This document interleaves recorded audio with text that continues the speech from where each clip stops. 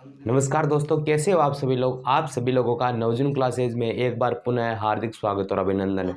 देखो, मारवाड़ का इतिहास चल रहा था और मारवाड़ के इतिहास के अंदर हमने पहला जो शासक पढ़ा था वो था राव सिया। राव सिया के बाद में इसका पुत्र आसनाथ आसनाथ और आसनाथ के बाद जो शासक बने मुख्य रूप से वो थे वीरमदेव। इनके बाद मल्लीनाथ। ये दो तीन शासक आए थे जिसका एक छोटा सा समयकाल में माना जाता है। तो देखो, वीरमदेव का एक बेटा था, उसका नाम था राव चूड़ा। तो अगला जो शासक बनता है वो बनता है राव चूड़ा। तो आज हम पढ़ेंगे राव चूड़ा के बारे में। तो देखिए, पहले हम राव चूड़ा के बारे में कुछ सामान्य जानकारी वगैरह ले लेते हैं, उनके बाद कुछ आगे क्या प्रोसेस है वो देखिए। शासक कौन आएगा अब? शासक आएगा वीरमदेव का बेटा राव चूड़ा। देखो, सबसे पहले क्या आता है कि राव चूड़ा का शासनकाल क्या है। राव चूड़ा ने कब से लेकर कब तक शासन किया? तो 1384 से 1423। 1384 से लेकर 1423, ये क्या है? इनका शासनकाल है। मारवाड़ के अंदर ये इनका शासनकाल माना जाता है। और राव चूड़ा को क्या कहा जाता है? राव चूड़ा को कहते हैं मारवाड़ के राठौड़ वंश का वास्तविक संस्थापक। क्या? राठौड़ वंश का क्या कहते हैं? वास्तविक संस्थापक। राठौड़ वंश का वास्तविक संस्थापक किसे माना जाता है? ये राव चूड़ा को माना जाता है। इनके अंडर में क्या हुआ था? देखो, इस समय क्या हुआ था कि इसे मंडोर के ऊपर इंद्रजीत का शासन था। हम इंद्रजीत कौन था? गुर्जर प्रतिहार वंश का शासन। कौन? तो मंडोर पर किसका शासन हुआ करता था? इस मारवाड़ के क्षेत्र पर गुर्जर प्रतिहार शासक। गुर्जर प्रतिहार शासक नाम क्या मिलता है? इंद्रजीत। इंद्रजीत। यहाँ शासन किसका है? मारवाड़ के अंदर इस व्यक्ति का शासन है, इंद्रजीत का। होता क्या है कि इंद्रजीत जब गुर्जर प्रतिहार वंश का यहाँ पर मारवाड़ का शासन कर रहा था तो उस समय तुर्की आक्रमण शुरू हो गए थे। कौन से? तुर्की आक्रमण शुरू हो गए थे और इंद्रजीत के साथ में मिलकर राव चूड़ा ने तुर्की आक्रमणों को क्या किया था? इसका खत्म किया था। तुर्की आक्रमणों का अंडर खत्म किया था। किसने किया था? राव चूड़ा और इंद्रजीत ने मिलकर। तो इंद्रजीत क्या हुए? थोड़े खुश हो गए। क्यों नहीं? राव चूड़ा ने का साथ दिया। तो इंद्रजीत ने क्या किया? अपनी पुत्री का विवाह। क्या? इंद्रजीत ने क्या किया? इंद्रजीत या फिर इनका नाम मिलता है इंदा। इंद्रजीत ने क्या किया? अपनी पुत्री का विवाह किसके साथ कर दिया? पुत्री का विवाह किया राव चूड़ा के साथ में। राव चूड़ा के साथ में क्या कर दिया? इंद्रजीत ने अपनी बेटी का विवाह कर दिया। होता क्या है फिर साथियों, इस राव चूड़ा क्या करता है? नागौर पर आक्रमण करता है। क्या? ये राव चूड़ा आक्रमण कहाँ करता है? नागौर में करता है। और नागौर में आक्रमण करने के बाद में वहाँ का जो सूबेदार था उसका नाम था जलाल खान। क्या? जलाल खान। तो इस जलाल खान को पराजित कर देता है और मारवाड़ का जो शासन है वो अपने पुत्र को सौंप देता है। और आप कहाँ चला जाता है? राव चूड़ा चला जाता है नागौर में। और नागौर में जाकर, नागौर में एक गांव आता है, आज अगर आपको वर्तमान में पता है तो चूड़ासर। और नागौर में जाकर कौन से गांव की स्थापना करता है? चूड़ासर ग्राम में बसाया। किसने बसाया? आपके राव चूड़ा जी ने बसाया। चूड़ासर ग्राम बसा दिया। ठीक है। इनके अलावा बात करूं, राव चुंडा की जो पत्नी थी उसका नाम था चांद कंवर। क्या? चांद कंवर। तो राव चुंडा ने क्या किया? चांद कंवर ने क्या किया? जो आपके जोधपुर के अंदर, क्या? जो आपके जोधपुर के अंदर जो चांद बावड़ी बनाई है, चांद कंवर ने क्या किया? जोधपुर की चांद बावड़ी बनाई। जोधपुर के अंदर जो क्या है? चांद बावड़ी है, उसका जो स्थापना है, जिसका जो किसने बनवाई? वो बनाई थी चांद कंवर ने। कौन थी चांद कंवर? ये राव चूड़ा की पत्नी थी। और राव चूड़ा को सामंत प्रथा का संस्थापक माना जाता है। और मारवाड़ के अंदर जो राव चूड़ा है वो क्या करता है? सामंत प्रथा की शुरुआत करता है। सामंत प्रथा की क्या करता है?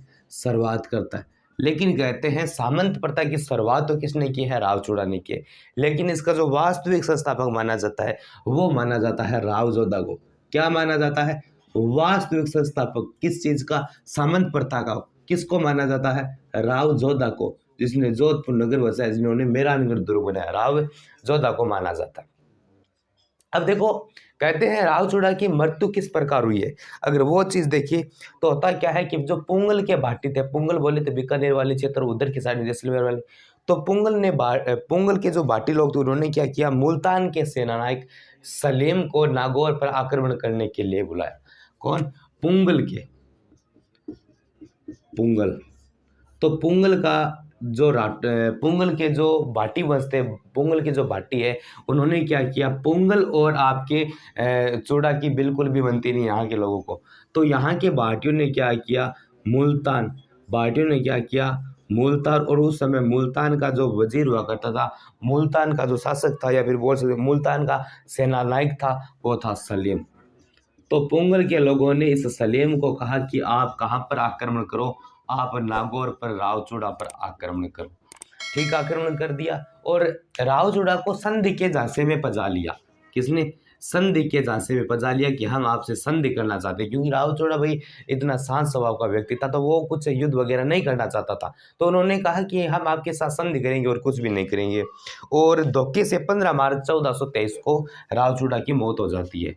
15 मार्च धोखे से 15 मार्च 1423 को किसकी मौत हो जाती है? रावचूड़ा की मौत हो जाती है। इस प्रकार रावचूड़ा का इतिहास है। अब अगला जो शासक बनता है, देखो रावचूड़ा छोटी छोटी जानकारी है। अगर आप पीटीटी का एग्जाम देने जा रहे हैं, बीएसटीसी वगैरह, पीटीटी 2 वर्षीय हो या फिर 4 वर्षीय, तो ये बेटर है, वो आपके लिए अति महत्वपूर्ण हो जाता है। अब रावचूड़ा के बाद में क्या होता है, इनका बेटा शासक बनता है और उस बेटे का नाम मिलता है राव कान्हा। क्या अगले शासक के बारे में थोड़ा पढ़ लेते हैं, क्योंकि दो शासक लेकर चलेंगे तो इतना लोड हमारे ऊपर नहीं आएगा। अगला शासक के बारे में हम थोड़ी चर्चा और करते हैं। छोटा शासक है, जिन्होंने, देखो इनके बारे में बहुत ही कलात्मक तथ्य मिलते हैं। कैसे? वो देखिए। अगला शासक कौन बनता है रावचूड़ा के बाद में? इनका पुत्र, जिसका नाम मिलता है राव कान्हा। और इनके शासनकाल छोटा शासनकाल है, ज्यादा बड़ा लंबा चौड़ा नहीं है। इन 1423 से लेकर और 1427 कितना वर्ष का हो गया? आप काउंट करके 23, कम से कम 5, 6, 4, 5 वर्ष का इनका शासनकाल है, क्योंकि ये इतिहासकार है, अलग अलग डेट वगैरह अपनी अपनी देते रहते। 1427 देखो, होता क्या है कि जो रावचूड़ा था, इनका पिता, इनकी एक मोइलानी रानी का बेटा था। ये किसका था? मोइलानी रानी का पुत्र। देखो छोटी सी एक कहानी है, प्रस्तुत करता हूँ आपके सामने। मोइलानी नहीं, ऐसा नहीं है, मोइलानी नाम है। यानी रावचूड़ा की 3-4 पत्नियां थी, 4 पत्नियां थी। एक किशोरी देवी भी थी, जिसका नाम था मोइलानी। इस मोइलानी रानी का नाम क्या था? किशोरी देवी। तो रावचूड़ा क्या करता था, किशोरी देवी से बहुत ज्यादा प्रेम वगैरह, प्यार वगैरह किया करता था। तो इन्होंने क्या सोचा कि किशोरी देवी का बेटा था, कौन? राव कान्हा, उसको शासन बना दिया। तो इसकी जो बड़ी पत्नी थी, किसकी? रावचूड़ा की। तो उसके 2 पुत्र हुआ, 2 बच्चे थे। 2 बच्चे में देखो, एक था रणमल और एक थी हंसाबाई, 2 है। तो ये देखो, इनकी बारी आनी चाहिए थी, रणमल की शासक बने, क्योंकि बड़ी पत्नी का ये बेटा है। तो रणमल को इस चीज से वंचित कर दिया, इस पद से वंचित कर दिया। तो रणमल और हंसाबाई कहाँ चले जाते हैं? ये चले जाते हैं मेवाड़ में। किसके पास में? लाखा के पास में। और लाखा के पास जाकर रणमल ने क्या किया, अपनी बहन हंसाबाई का जो विवाह है वो लाखा के साथ कर देते। किसका? हंसाबाई के साथ। और हंसाबाई और लाखा के अंतर संबंधों के कारण पुत्र जो उत्पन्न हुआ था, उस पुत्र का हमें नाम मिलता है मोक्कल, जो अगला शासक बनता है। क्योंकि हंसाबाई और रणमल की शर्त के अनुसार अगला शासक कौन बनता है? मोक्कल बनता है। ये छोड़ दीजिए।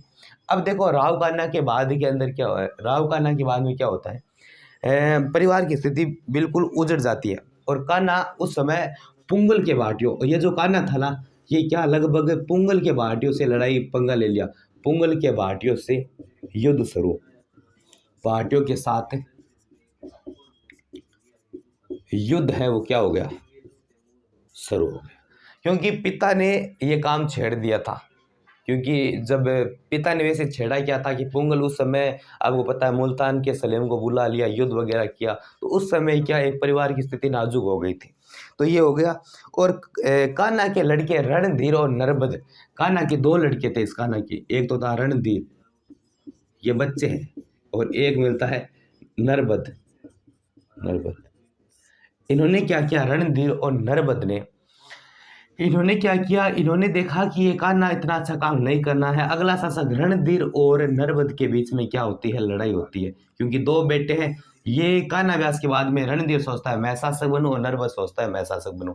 तो परिवार की स्थिति, साम्राज्य की स्थिति नाजुक देखते हुए क्या करता है, रणधीर है वो देखो रणमल कहाँ गया है, मेवाड़ चला गया है। तो ये किसका भाई है, रणमल का भाई है रणधीर। ये रणधीर वापस बुला लेता है रणमल को, क्या रणमल को वापस बुला लेते हैं कि भाई साहब आप आओ, हमसे ये काम नहीं संभल रहा है, आप आकर मारवाड़ का शासन स्थापित करो, मारवाड़ का शासन संचालित करो। तो ये वापस आकर मारवाड़ के शासक बनते हैं। कुछ इतिहासकार का मानना है कि राव कान्हा की जो मौत है, बोलते हैं करनी माता ने की थी, करनी माता स्वयं ने राव कान्हा की मौत की थी या फिर राव कान्हा को मारा था।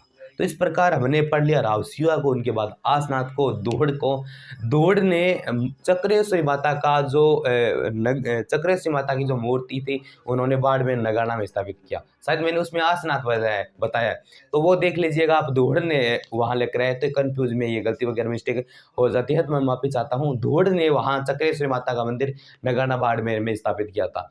उनके बाद हमने पढ़ा आसनाथ को, दोहड़ को, उनके बाद मल्लीनाथ को, मल्लीनाथ के बाद में हमने पढ़ा वीरमदेव को। वीरमदेव का बेटा है कौन, रावचूड़ा, और रावचूड़ा के बाद शासक बनता है कान्हा, और कान्हा के बाद में शासक बनेगा आपके रणधीर है नर्मदा। लेकिन बीच में दोनों में लड़ाई झगड़ा होने के कारण रणधीर ने अपने बड़े भाई रणमल को मेवाड़ से बुला लिया और अगला शासक बनेगा रणमल। उनके बाद रणमल का बेटा है जोधा। तो रणमल और जोधा को हम साथ में एक कम्बिनेशन के आधार पर पढ़ेंगे। तो उम्मीद करता हूँ, आशा करता हूँ ये वीडियो पसंद आया होगा। अगर ये वीडियो पसंद है, वीडियो को लाइक शेयर एंड नवजोन क्लासेस को सब्सक्राइब करना बिल्कुल भी ना भूलें। मिलते हैं और भी शानदार और जानदार वीडियो के साथ, तब तक के लिए जय हिंद, वंदे मातरम।